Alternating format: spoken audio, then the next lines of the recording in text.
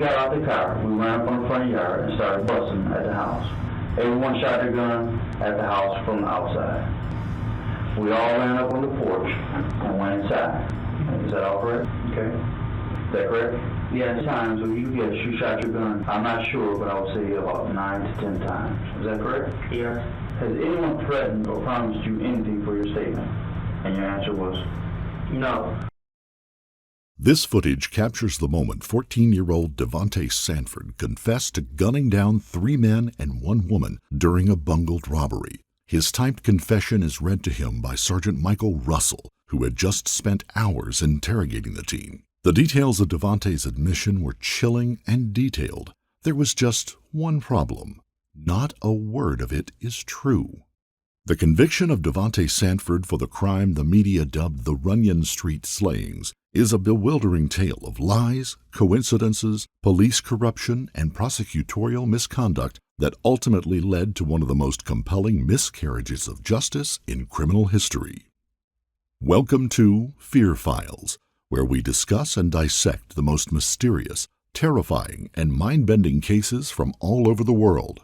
Before we start, we would like to send our thoughts and prayers to the loved ones of each individual who fell victim to the events outlined in this story.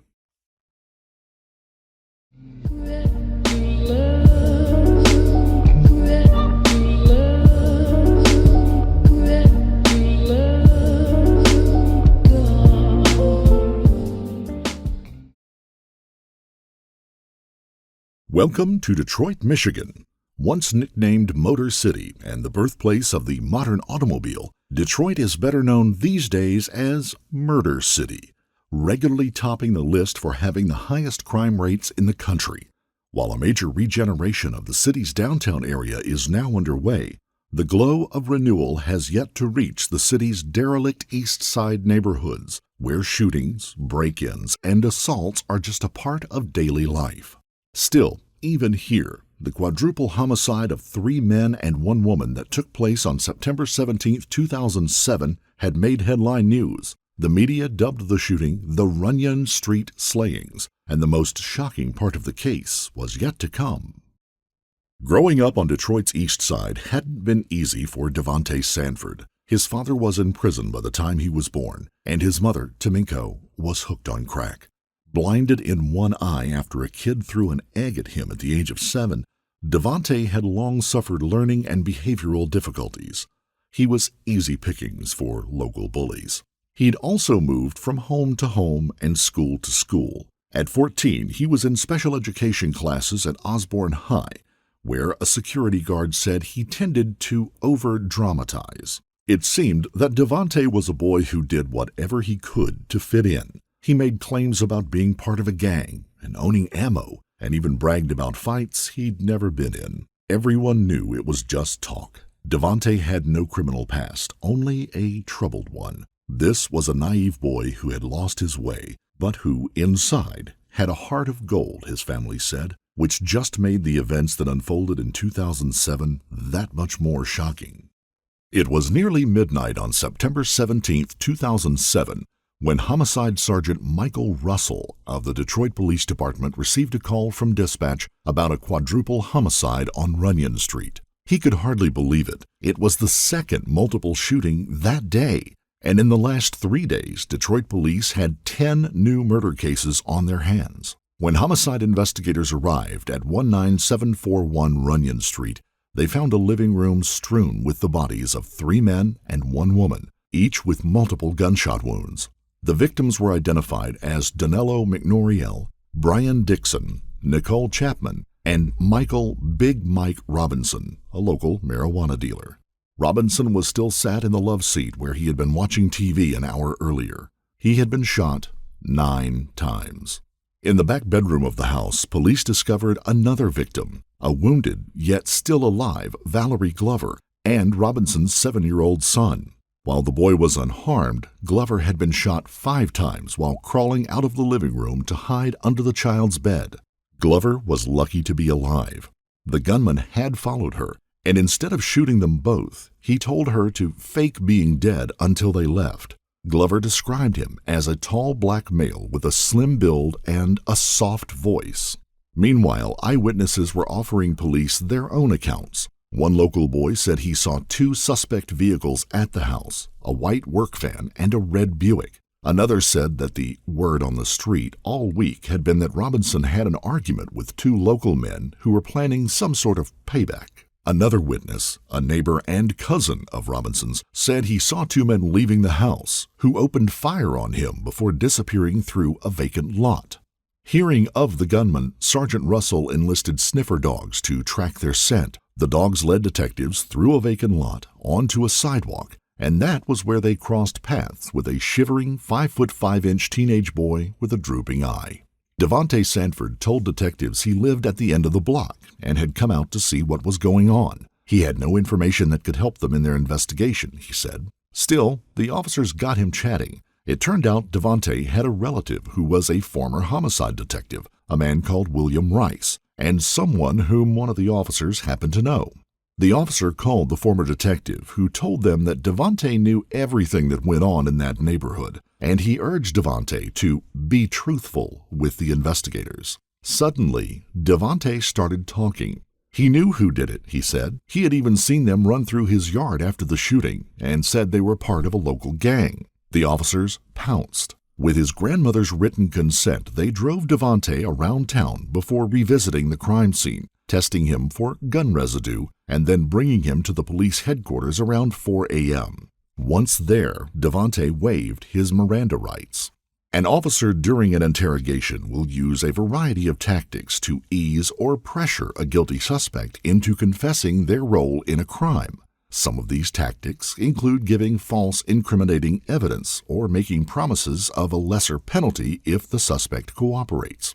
No one will ever know what tactics the police used in their interrogation of Davontae Sanford because none of it was videotaped. But over the next few days, the 14-year-old was interviewed by numerous police officers for hours at a time, each time without a lawyer or a parent present. In his first typed confession, Devonte said that he and 4 friends had met at a Coney Island restaurant to plan a robbery of the Runyon house.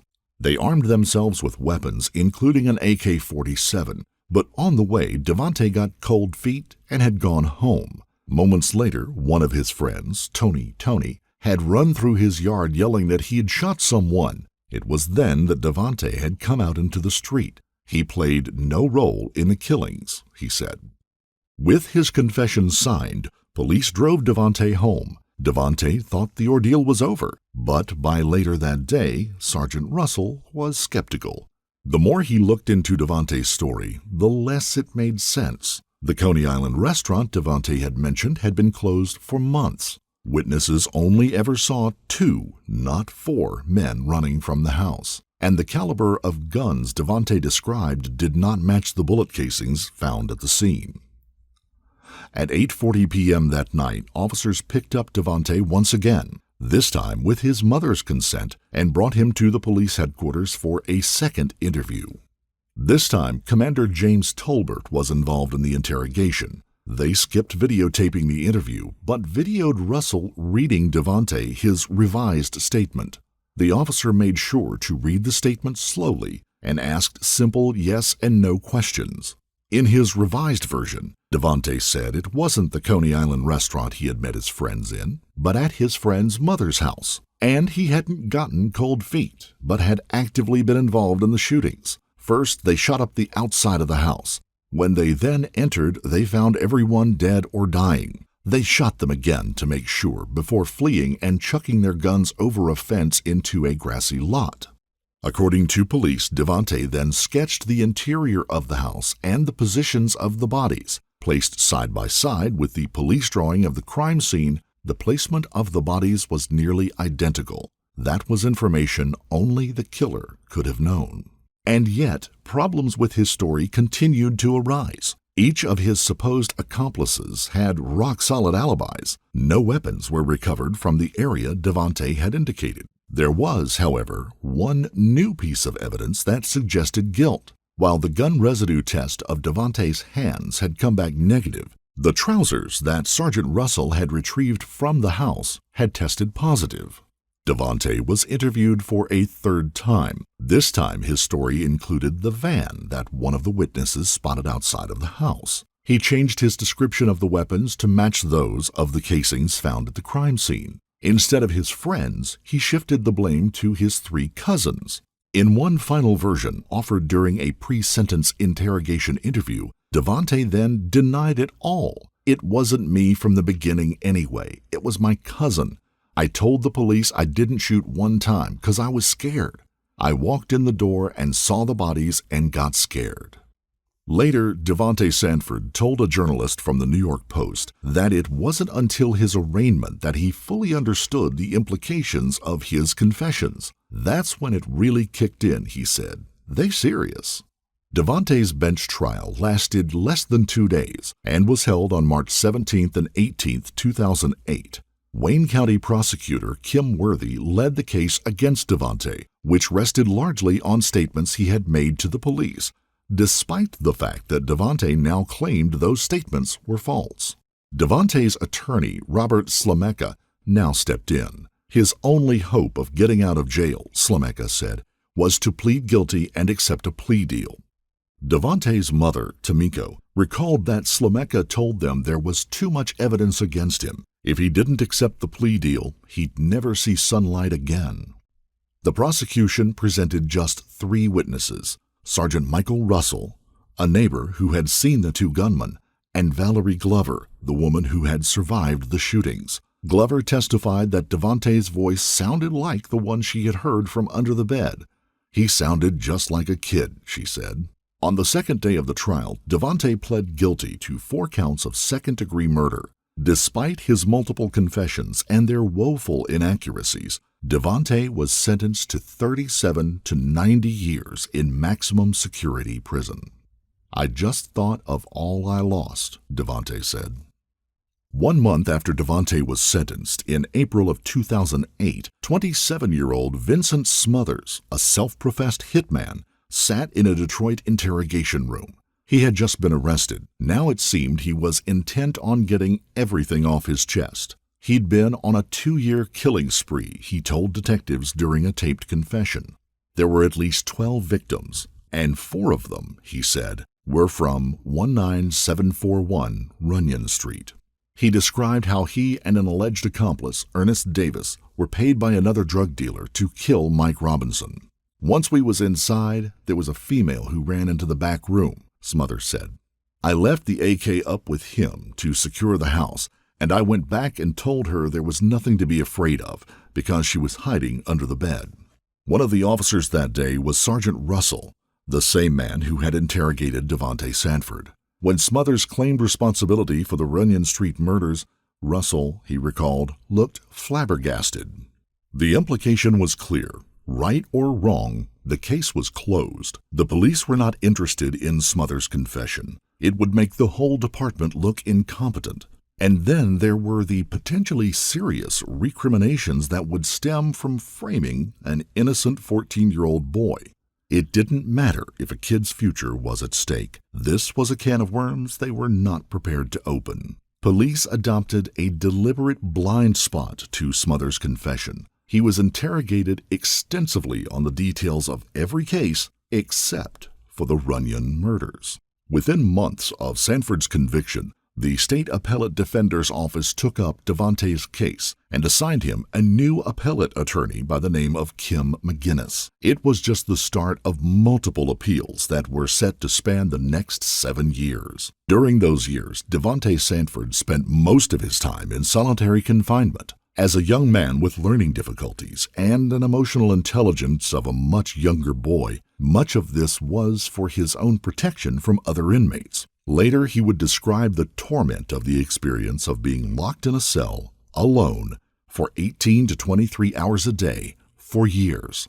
"What do you expect to come out of that?" he said. "It's going to be a monster." Even the public were enraged by the lack of evidence in the conviction of the 14-year-old boy. McGinnis filed a motion to withdraw Sanford's guilty plea in the fall of 2008, arguing that his confession and guilty plea were the result of police coercion, bad advice from a bad lawyer, and immaturity. Davontae Sanford had been poorly represented by his lawyer, Slameka, she argued, a man with a checkered career that included 17 reprimands for failing to provide adequate defense to his clients. Slameka didn't try to get Devonte's statements thrown out despite having valid reasons for doing so. He never cross-examined Sergeant Russell. Sergeant Mike Russell's handling of the case was also criticized heavily. He had interviewed Devonte twice without videotaping it.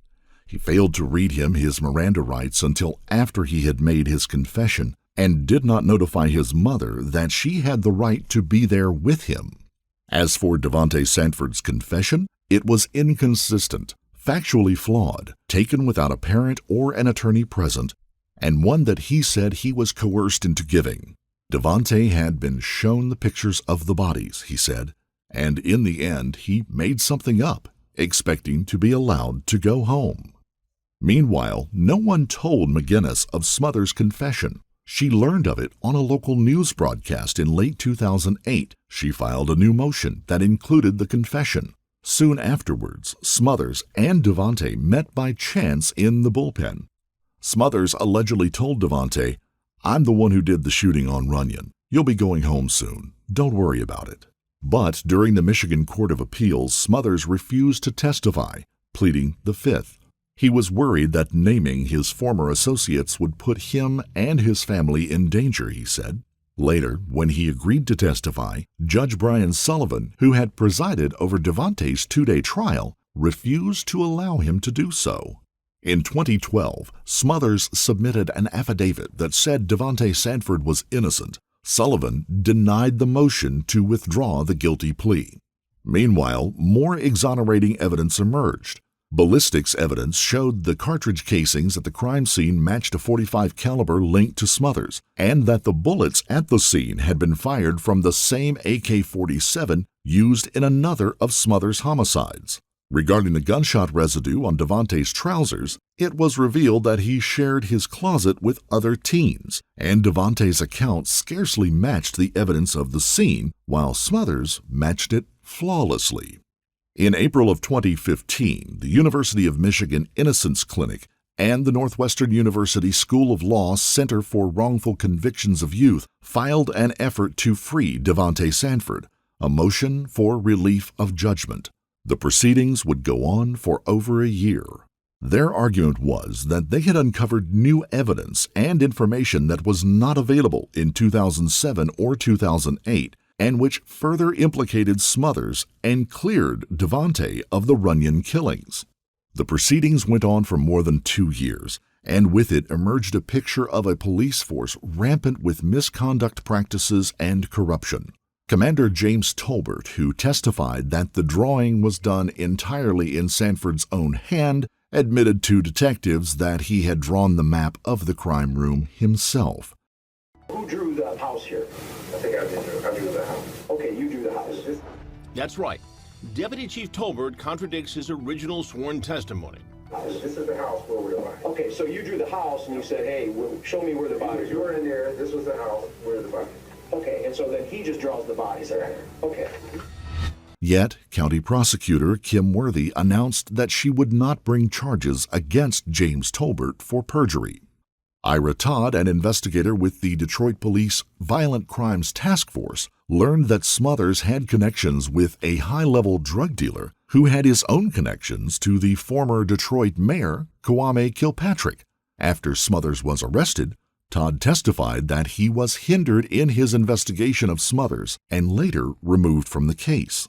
Another officer, Sergeant David Cobb, was named by Smothers in a confession involving a successful hit on Cobb's wife. Cobb was arrested but later released by the county on the basis of a lack of evidence. Cobb later committed suicide. In May 2016, the Michigan State Police conducted an investigation into the Davontae Sanford case. The findings of their investigation were conclusive. Smothers and Ernest David were guilty of the Runyon killings, while Davontae Sanford had no involvement. On June 7th, Judge Brian Sullivan vacated Devonte's sentence, and on June 8th, Devonte walked out of the Bellamy Creek Correctional Center in Ionia, a free man. He had been imprisoned for 9 years. I just want to try and put this behind me and move on with my life and move forward with my family, Sanford told a reporter. Take one day at a time, one step at a time. He spent 9 of his 23 years behind bars, but today a man who had confessed to 4 murders when he was only 14 is a free man after prosecutors acknowledged that he didn't do it. We get more tonight from Blake McCoy. Freed from prison after nearly 9 years, Davontae Sanford should have never been there in the first place. I can't believe it. Like, it's finally over. Sanford confessed to the 2007 killings of 4 people inside a drug house on Detroit's east side. A 14-year-old boy with vision problems found in his pajamas outside the crime scene. Why did you make that initial confession? Scared, like wasn't aware, of the situation and the consequences. Weeks after his confession, this man, Vincent Smothers, confessed to the murders. Prosecutors, however, did not reopen the case, today defending that decision. This was a guilty plea. A guilty plea is a plea under oath. He was not convicted by a jury or a judge. He was convicted by his own words. Devonte was finally released after new evidence suggesting an officer involved in the case may have lied under oath, prompting prosecutors to request a fresh review. Tonight, Detroit police are not commenting. This could have been done 3, 4, 5 years ago. Devonte sits side by side with his mother, who never gave up the fight. I know there's a God. He heard my prayers. 14 when he was arrested, Devonte is now 23. Just take it one day at a time. Do things I've never been able to do, which is like live. I've never been able to live before. 9 years lost, but tonight, a future gained. Blake McCoy, NBC News, Detroit, Michigan. Many people struggle to believe that people falsely confess, but over 250 false confessions have been documented and studied in the past 2 decades alone. Interrogations put people under extreme pressure and are often aimed at manipulating a suspect's perceptions of the benefits of confessing. A suspect will sometimes go along with the narrative simply to get some respite, or because they believe it is the best of several bad options. Those who are particularly vulnerable are the young, the mentally unstable or disabled, or the intoxicated. Recent studies have found that minors are 2 to 3 times more likely to confess falsely. Devontae's attorney believes his learning disability made him an easy target for a few rogue policemen who were desperate to close a high-profile case. And at the end of the day, he said what they wanted to hear, because he just wanted to go home. Upon his release, Devonte said that he had no hatred or anger in his heart. He had survived his years in solitary by devising plans for the future in which he would work to help juveniles. But 9 years of wrongful imprisonment can have an enduring and damaging effect on a person's psyche. And indeed, in 2018, Devonte was arrested for shooting off an assault rifle in a park, causing people to run for their lives. What damage did those years do to Devonte's mind, and what sort of person would he have been now had he not been brutalized by a corrupt judicial system for almost a decade? His mother, Tamiko Sanford, puts it simply. Going outside that night cost Devonte his life. It cost him his youth and his innocence. If you found this story compelling, don't forget to like the video, comment down below your take on it, and subscribe to the channel. Also, hit that notification bell in order to stay up to date each time we reveal a new shocking case. Until next time, stay safe and keep your eyes peeled. You never know what's lurking in the shadows.